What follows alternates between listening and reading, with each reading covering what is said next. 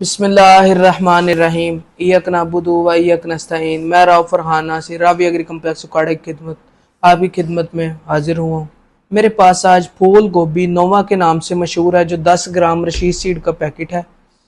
اگر میں اس کی بات کروں لگانے کا طریقہ یہ ہے، اس کے 8 پیکٹ فی ایکڑ 10 گرام والے لگیں گے، اور یہ آپ کی پنیری کا اپنا ڈائریکٹ لگے گی آپ کی یہ۔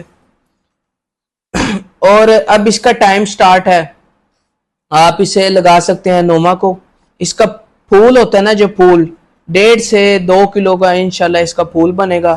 این دودھیا پھول ہوتا ہے اس کا، سفید رنگ کا۔ فارمر بھی اس سے سیٹسفائیڈ ہے۔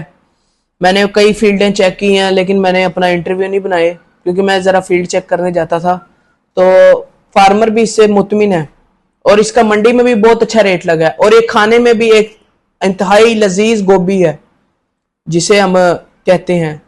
اور اس کا جو پھول ہے 1.5 سے 2 کلو کا ہوتا ہے اس کا۔